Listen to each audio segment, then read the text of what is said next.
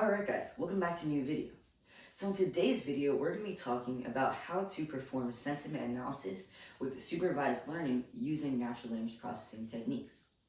So in today's video, I'm going to explain to you what natural language processing is, how we can use supervised learning to build a binary classification model, and use it for something like sentiment analysis.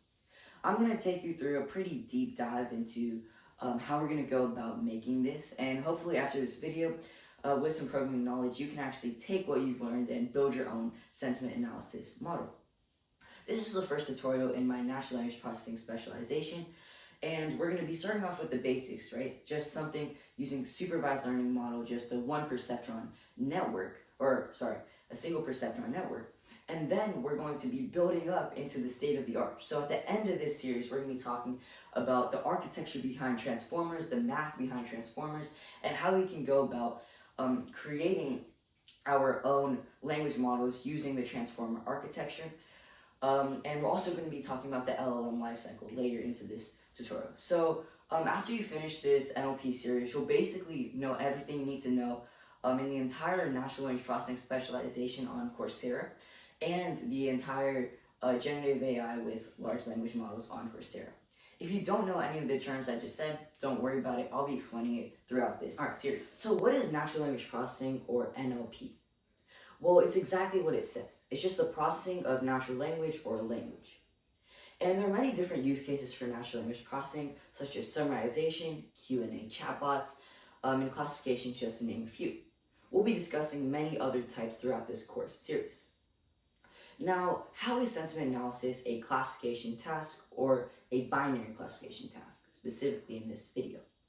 Well, we're going to be taking a Twitter tweet or like a YouTube comment and determining is it a positive or a negative sentiment. Positive meaning 1, negative being 0, right? So this is how it's a binary classification task. So basically, our model is just going to be determining either 1 or 0 given a tweet. And how are we going to go about doing this with supervised learning? Alright, so I drew out this simple architecture for just a simple supervised learning model. We're going to be given features, right? And these features are basically like our input, but we need to convert our input into some type of numerical representation so our model can use it for training, right? And prediction. But so our features, we'll talk about how to get that later, but essentially we're going to be given an input, converting it into features, and passing it through a function, right? And specifically in this video, we're going to be using the sigmoid activation function. So it's going to be taking our features, taking our parameters, passing these both into a function, the sigmoid activation function, and returning an output. Alright, so what does this look like? Well, our sigmoid activation function is going to be 1 over 1 plus e to the negative x, right? Now, what is this x? Well, x is going to be the dot product between our features x and our parameters, let's say p, right? So it's going to be 1 over 1 plus e to the power of a negative, let's say the dot product of x and p, right? And let's just name this a different variable just so we don't get confused with our features. So it's actually just going to be this, right? It's a simple formula that we're going to be using, at least for this binary classification task. But this output is going to output anything between 0 and 1 because the numerator is 1. So that's why the sigmoid activation function is used for a lot of binary classification tasks, or just binary tasks in general. Now, this output is going to be compared. So let's call this output y hat, first of all. And we're going to be comparing it with the actual label, right? So our input data is going to be features in their corresponding labels. The features, let's just say it's our tweets. So different tweets in their actual sentiment. So we need to get a data set that's already labeled, labeled, created by like a human. So that's why it's called supervised learning. So it's basically kind of like supervision, because like a human is creating the data set.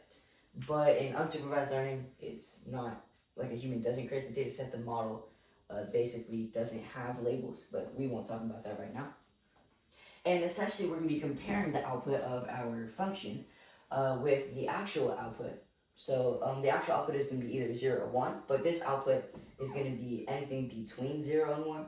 So essentially we want to get our model's prediction as good as possible. So for example, if it's 1, we want to be able to predict like 0.99, right? With 0, we want to get as close to 0 as possible. And we're basically going to find the difference between our the function's output y hat and the actual output y, and we're going to be finding the difference given a loss function, right? So we can be using like binary cross entropy loss. I made a video about that, discussing that. We might talk about that later, I don't know. But essentially we're going to be getting that loss and doing back propagation, which is where we go back and we update our weights or parameters. And now hopefully our model is better at predicting the actual output. So now if we give it the next feature in labels, it'll give it better output. And we're going to be continuing this task until our parameters are as good and tuned as possible to our task.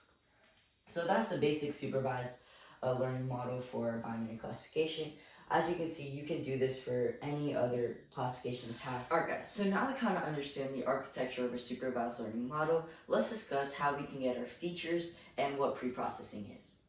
So to get our features, we have to create 2 different classes. And these classes are going to be the positive and the negative tweets in our corpus. So our corpus is just the raw text of tweets that we're going to be using to train our model. Now, these are our positive tweets, I love cats and I am kind, and our negative tweets are I hate math and I am mean.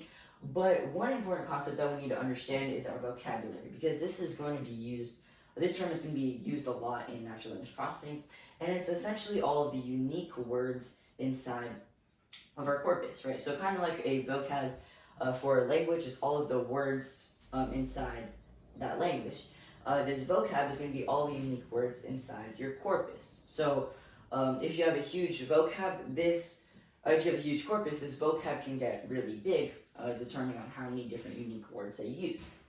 So just in this corpus of 12 different words, 4 different tweets, we have this vocab, which is I love cats, am kind, hate math, mean. So you can see we don't have 4 different I's in this vocab. We only have 1, right? So pretty much now that we have our positive and negative class, we have to create a frequency table for both of these classes. So we'll have a positive frequency table, and we'll have a negative frequency table. Now, these frequency tables are just going to be telling us how many, what's the frequency of every single word in our vocab showing up in each of the classes. So essentially it's going to look kind of like a dictionary, looking like this.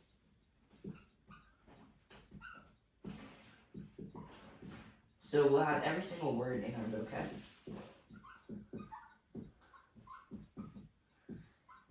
Right? And you can kind of imagine this as like a dictionary in Python, where each of these words are a key and the corresponding frequency is the value.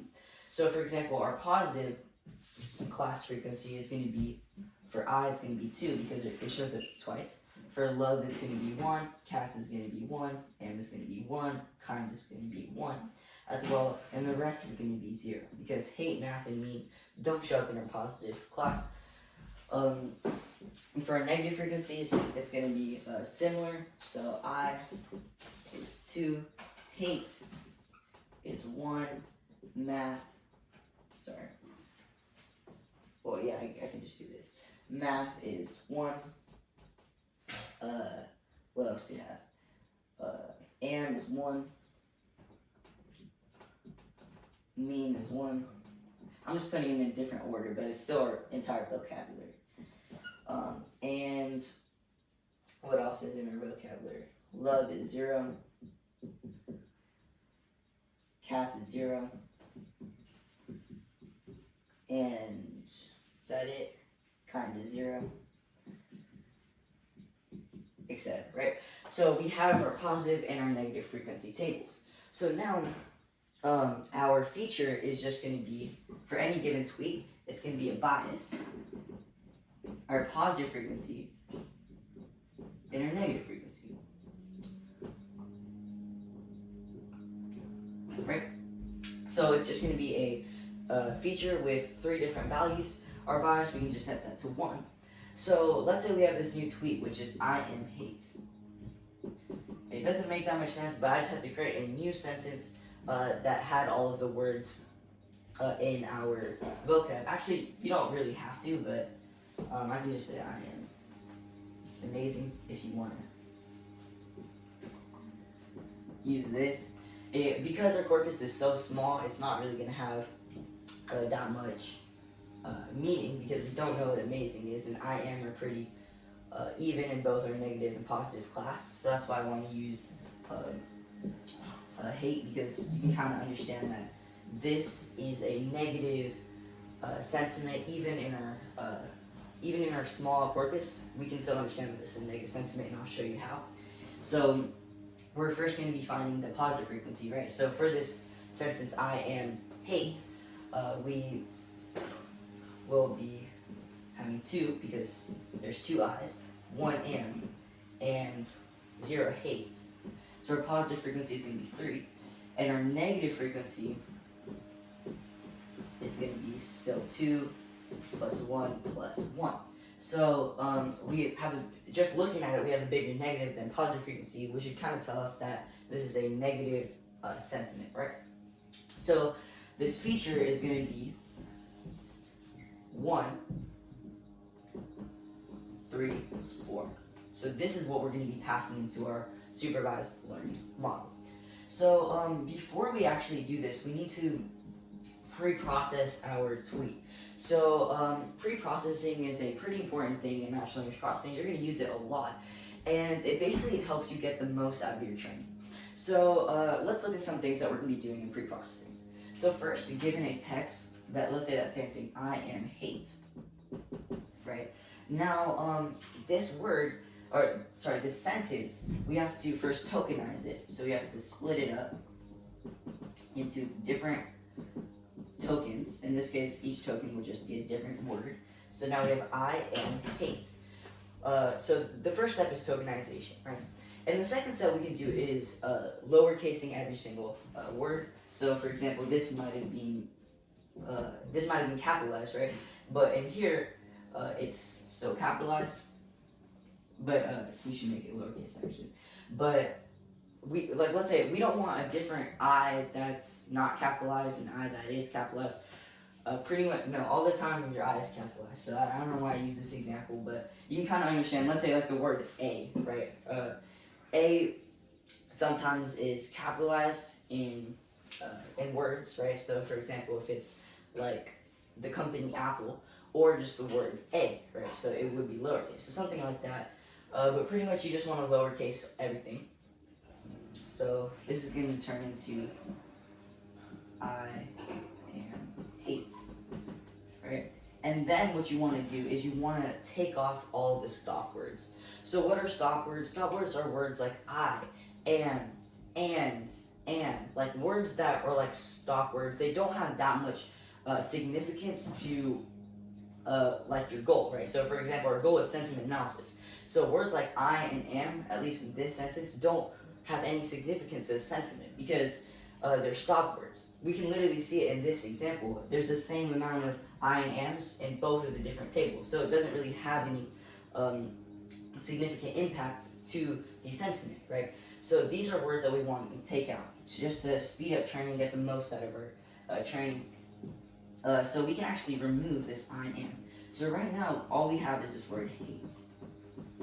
And then what we want to do is we want to just get that root form of hate. Because, for example, let's say the word ran, right? So let's say there's running, ran, run, all different words in our frequency table, right? But for the sentiment, they all mean the same thing. So we just want to get the root word, right? So that's why in our vocab, we're going to just have all the root words.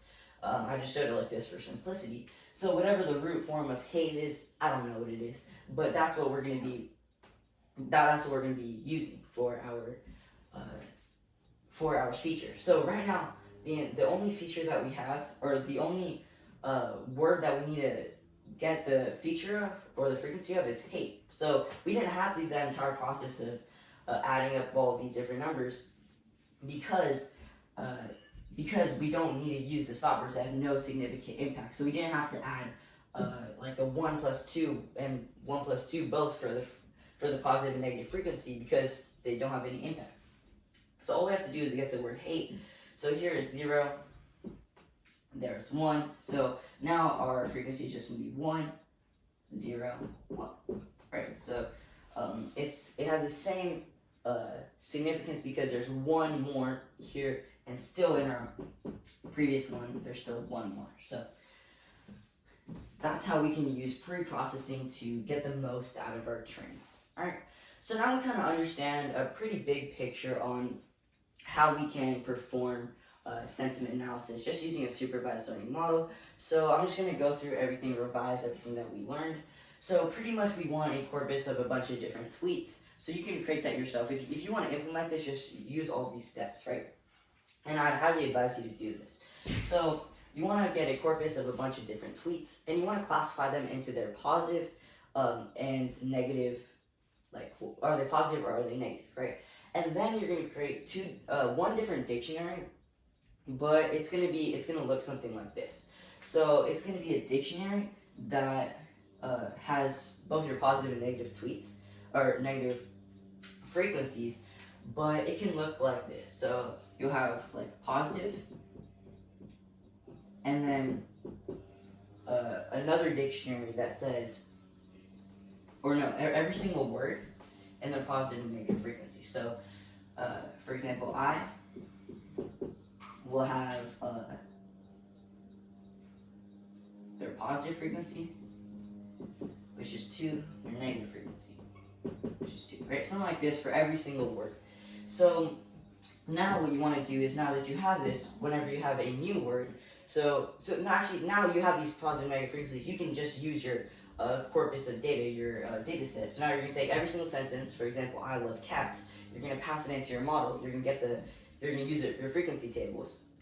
And so first you're going to take the I love cats, you're going to pre-process it, so it's going to kind of look something just like love cats or whatever the root form of that is. And then you're going to look at your frequency table, get the frequency, and then use those to get your features, right? So you can just use 1 as a bias. So then you're going to take those features, find the dot product of your features and your weights. Your weights are going to be random at first. And you're going to get the dot product and pass that dot product into your sigmoid activation function, which again is just 1 over 1 plus e to the negative x, x being the dot product of your features and your weights.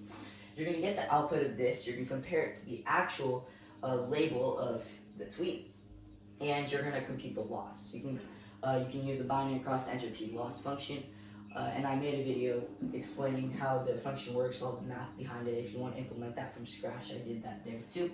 So then you're going to use a binary cross entropy loss, get that loss, and then you're going to be performing back propagation to change your weights, so now they're further tuned for accuracy in your use case. Alright, so we pretty much went through the entire process of how to create the sentiment analysis binary classifier using natural language processing.